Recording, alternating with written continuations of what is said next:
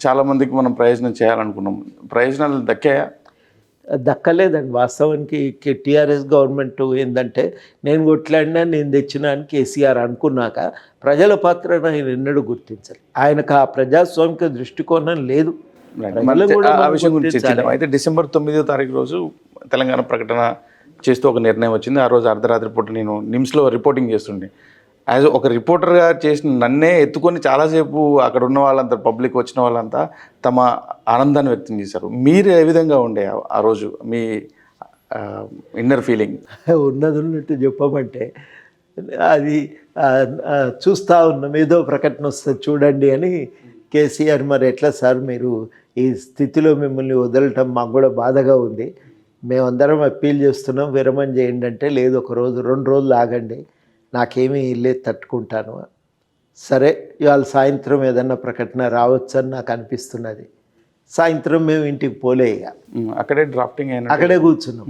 అంటే డ్రాఫ్టింగ్ అదంతా ఇంకా మా దృష్టిలో లేదు, కానీ జయశంకర్ గారు ఆ పనిలో ఉన్నారనేది మాకు అర్థమైంది. ఏదో ఒకటి వస్తుంది ఆగండి అన్నాడు సార్ కూడా. సార్ చెప్పినాక మాకు నమ్మకం కలిగింది. కలిగినాక ఇంకా మేము రాత్రి 9-10 అక్కడే వస్తున్నాం. అక్కడ 11ంటికి మీకు తెలుసు కదా ప్రకటన వచ్చింది. ఆ ప్రకటన రావటంతో వెంటనే నేను నమ్మలే, నిజమా ఇది ఇంత సులువుగా వస్తుందా? రాదు కదా, ఘర్షణ కష్టమే కదా, ఒప్పుకుంటారా ఆంధ్ర పాలకులు, అమలయ్యేనా ఇది? ఆ అనుమానాలే నాకు కలిగినాయి తప్ప వెంటనే ఇది అరే వచ్చేసింది అనే ఉత్సాహం కంటే ఈ అనుమానాలే నన్ను బాగా ఇబ్బంది పెట్టినాయి.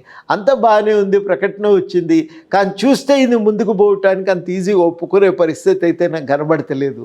అడ్డం పడతారా ఏంది అని. తెల్లారి 2 రోజుల్లో అది జరిగింది. 11వ తారీఖు మళ్ళీ అదే జరిగింది. ఎన్నడూ పోనీ వాళ్ళు ఒకే ఛాంబర్లో కూర్చొని మాట్లాడుకున్నారు అసెంబ్లీలో. వాస్తవం. సో ఈ అంటే అప్పటి నుంచి మళ్ళీ 2014 రోజు ప్రకటించిన దానికి అప్పటి వరకు కొంచెం పూర్తి స్థాయిలో మీకు అనిపించినాయి? ఇప్పుడు ఇక ఒక టెన్షన్ కదా, అసలు ఆ బిల్లు పార్లమెంట్లో పాస్ కావాలి, అది అవుతుందా కాదా అనేది. ఇప్పుడు అసెంబ్లీలో వాళ్ళు కానివ్వరు, వీళ్ళు అంత ఈజీగా వదిలేరు అనేది. ఎందుకంటే వనరుల మీద కంట్రోల్ కదా, అంత ఈజీగా వదులుకోరు. కాబట్టి వాళ్ళు కేశవరావు జాదవ్ గారు మమ్మల్ని హెచ్చరించేది, अंत उतना आसानी से क्यों छोड़ते भाई, आप समझ लो जरा, इतना ज़मीन है उन लोगों का, करोड़ों रुपया है, ఇంత కోట్ల రూపాయలు ఇన్ని ఆ భూములు ఇవన్నీ ఎందుకు వదులుకుంటారు అంత ఈజీగా, కష్టం ఇప్పుడు అని ఊకట్టుండేది.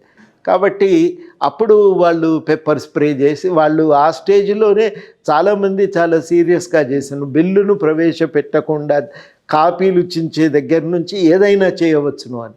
మేము ఢిల్లీలో దిగినాక మాకు అర్థమైంది ఏంటంటే తెలంగాణకు అనుకూలంగా ఉన్న వాళ్ళని కూడా వాళ్ళ నోరు మోయించిండ్రు, మాట్లాడకుండా చేసిండ్రు.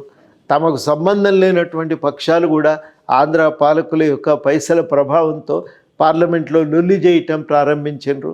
ఆ రకంగా ఒక విచ్చలవిడిగా ఒక పైసలు కుప్పించి తెలంగాణను అడ్డుకోవటానికి వాళ్ళు చేయని ప్రయత్నం లేదు.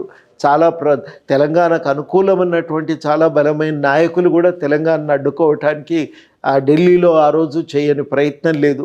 అట్లాంటివన్నీ కూడా చాలా సీరియస్గా జరిగినటువంటి సందర్భంలో మొత్తానికి తెలంగాణ ఇంకా బిల్లు పాస్ ఎట్లయితుంది అనేటువంటి ఒక భయము అనేది ఉండే. మేము కూర్చొని అక్కడ చూస్తేనే ఎవరికి ఈ విషయాలపైన అంచనా లేదు. అందుకని ముందు అందరినీ ఒప్పించుకోవటం, ఇదివరకు హామీ ఇచ్చిన వాళ్ళను సుష్మా స్వరాజ్ గారు ఒక్కరు చాలా స్పష్టంగా చెప్పిండ్రు, నేను ప్రజల మధ్యలో నిలబడి హామీ ఇచ్చిన, నేను వెనుకకు పోతే నా పరువే ఉంటుంది అని చెప్పి స్పష్టంగా చెప్పి, మీరేం భయపడకండి, ఇది గట్టెక్కించడానికి నేను అన్ని విధాలా సహకరిస్తాను. అప్పుడు ఒక ధైర్యం కలిగింది.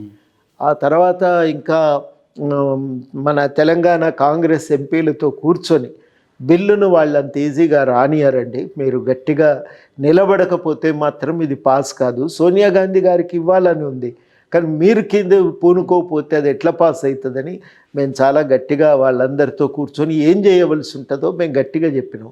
వచ్చి పాస్ అయితే వస్తుంది, రాకపోతే మేము ఏం చేస్తామనే ధోరణి ఉంటే అట్లా కుదరదని గట్టిగా చెప్తే వాళ్ళందరూ కూర్చొని ఇంకా వ్యూహాలు వేయటం, ఆ వ్యూహ రచనలో మాకు తోచిన సలహాలు మేము చెప్పటం.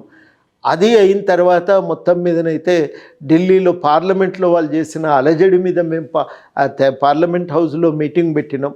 ఆడ పెట్టి అట్లా పార్లమెంట్ హౌస్లో కాదు, అక్కడ మన కాన్స్టిట్యూషన్ క్లబ్లో మీటింగ్ పెట్టినాం.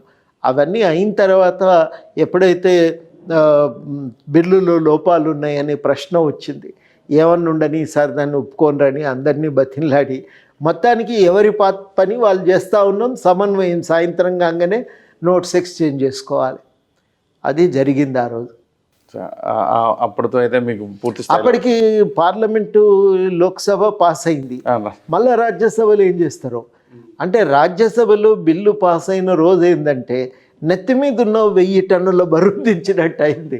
అమ్మా ఇక అయిపోయింది ఇది అని ఒక తృప్తి, ఇక మన పని అయిపోయింది అనేది ఒకటి.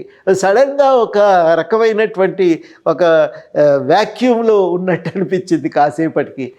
ఇన్ని రోజులు నడిచి తిరిగి చేసి అంతా మొత్తానికైతే ఇది అయిపోయింది, ఈ పని ఒడిసింది అనే దాకా